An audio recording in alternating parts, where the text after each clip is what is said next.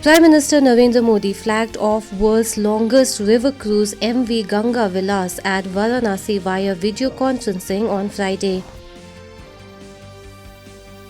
Election Commission of India today said that necessary directions have been given to ensure inducement-free election in Meghalaya.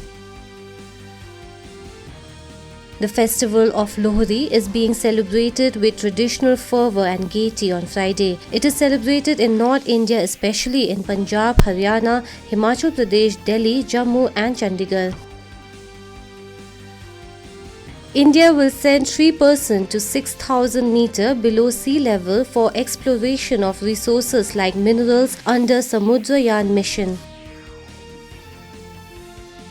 Over 1,000 Indian peacekeepers serving with the United Nations mission in South Sudan were awarded United Nations medals for their exceptional service.